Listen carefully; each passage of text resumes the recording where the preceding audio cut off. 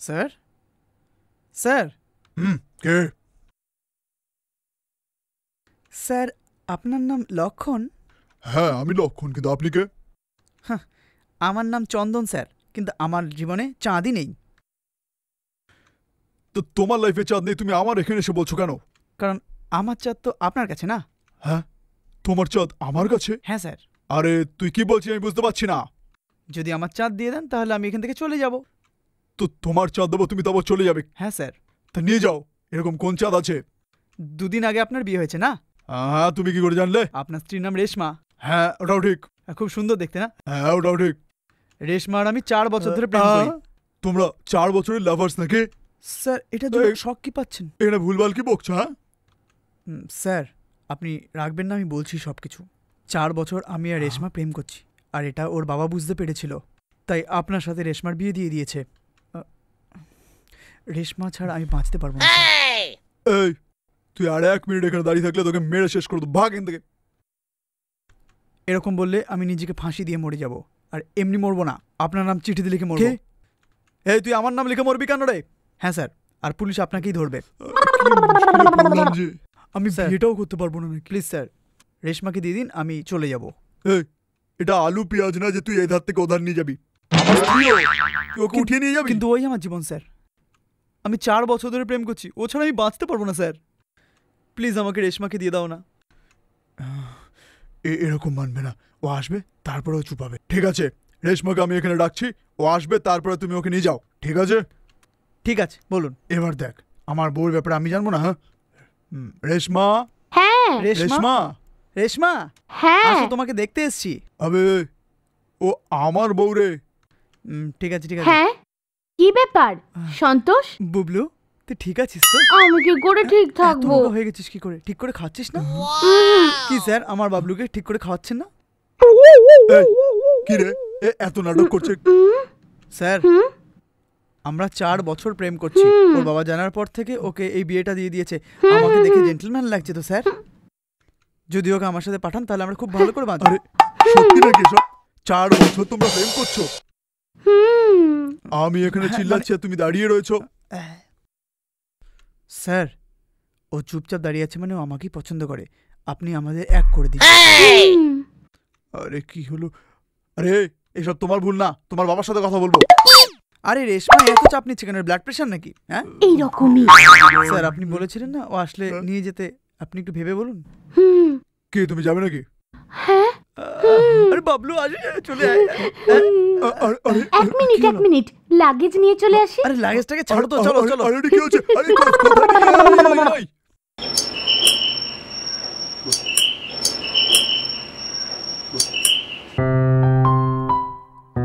কি মা, চিনতে পারছো আমাকে?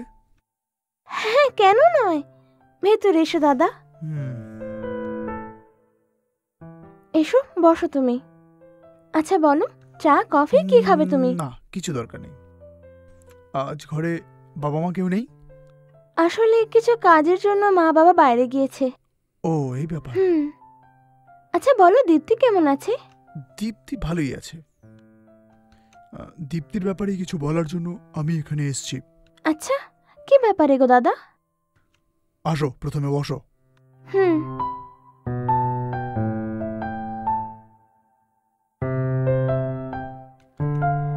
দীপ্তির মন ভালো নেই, আর তার কারণ তুমি।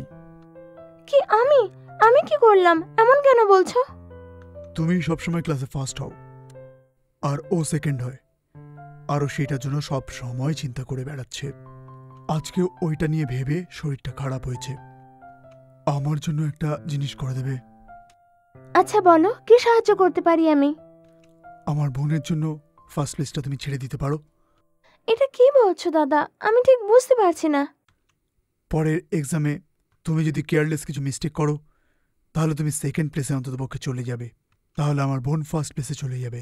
আমার বোনের জন্য এরকম একটা জিনিস তুমি করতে পারবে মা? কি দাদা কি আজে বাজে বকছো তুমি? আমার জন্য অন্তত একবার একটুকুনি স্যাক্রিফাইস করো, এটাই বলতে এসেছিলাম। আমি এসব কিছু করতে পারবো না দাদা। আমি আর দীপ্তি আমরা দুজন তো পড়াশোনায় কম্পিটিশন করি, আর পড়াশোনায় তো এসব একদম কমন। একটা কাজ করো, ওকে বলো এখন ভালো করে প্রিপারেশন নিতে। এখন ওর জন্য আমি পড়াশোনা ছেড়ে মার্কস কি করে কমাই? তুমি যেটা বলছো সেটা ঠিক নয়। একটাবার ওকে সুযোগ দাও না প্লিজ। দাদা শোনো, কেন এক কথা বারবার বলছো? পড়াশোনা করা লাইফের গোল আমার। আমাদের মতো মিডল ক্লাস ফ্যামিলির মেয়েরা পড়াশোনা করেই তো ভালো লাইফ পায়, কিন্তু আপনাদের মতো পয়সাওয়ালা লোকরা পড়াশোনা না করলেও অন্য কিছু করতে পারেন, কিন্তু আমাদের মতো লোকরা পড়াশোনা ছাড়া কিছু করতে পারে না। ঠিক আছে, আমি একটা কথা বলছি। তুমি এই কাজটা আমার জন্য করতে পারলে তুমি যত পয়সা চাইবে আমি দিয়ে দেবো তোমাকে। সেটা নয় দাদা, টাকা পয়সা আমার চাই না।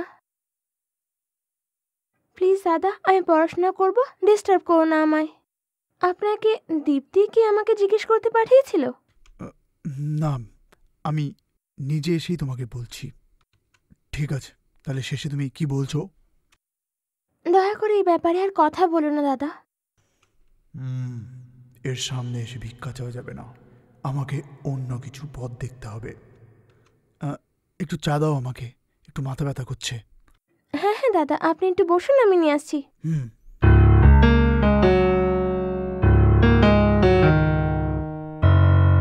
এই নাও দাদা, চা নাও।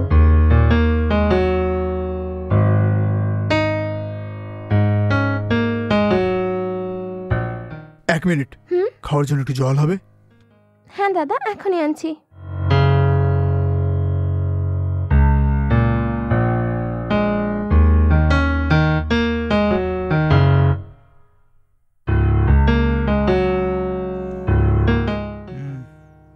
Thank you. ঠিক আছে দাদা।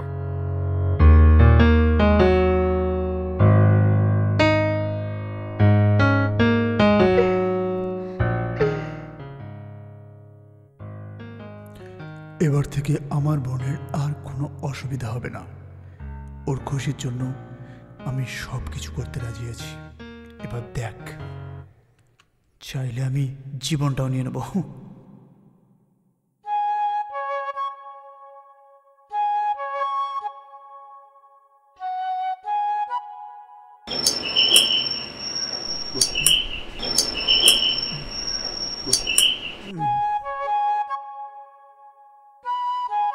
শুনুন, আপনি একটু নিচে আসবেন, খুব প্রয়োজনীয় একটা কাজ আছে। কি হয়েছে ম্যাডাম, এরকম ব্যস্ত লাগছে? আসলে খুব এমার্জেন্সি ছিল, আমার স্বামী হঠাৎ মাথা ঘুরে পড়ে গেছে। চলুন দেখছি। প্লিজ একটু তাড়াতাড়ি আসুন না।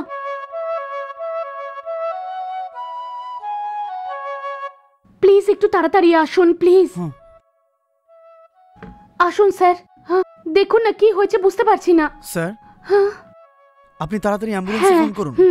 স্যার স্যার, আরে বুঝতে পারছি না। হ্যাঁ হ্যালো, আমি রুবিনী কারণ ব্লক নাম্বার 5 থেকে বলছি। একটা এমার্জেন্সি ছিল, আমার স্বামী হঠাৎ মাথা ঘুরে পড়ে গেছে, একটু তাড়াতাড়ি অ্যাম্বুলেন্স পাঠাবেন প্লিজ। ওকে স্যার, ওকে।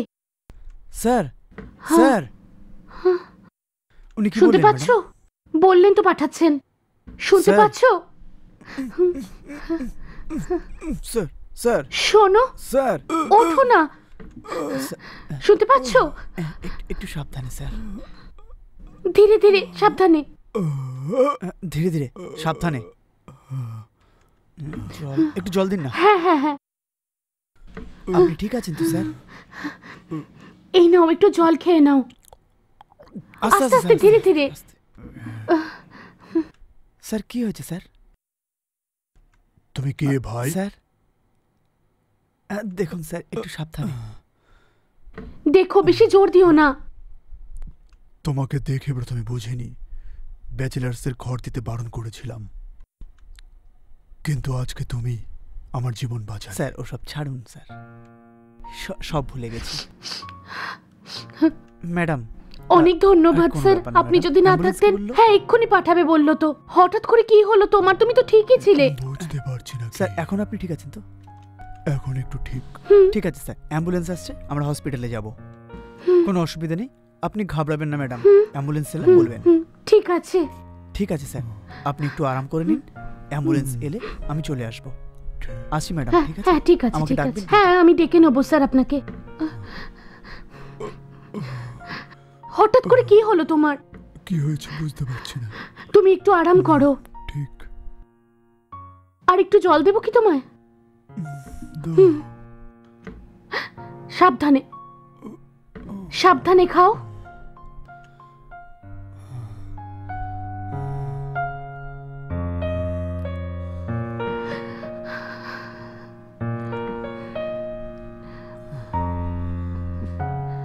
আরাম করে বসো, বেশি জোর দিও না।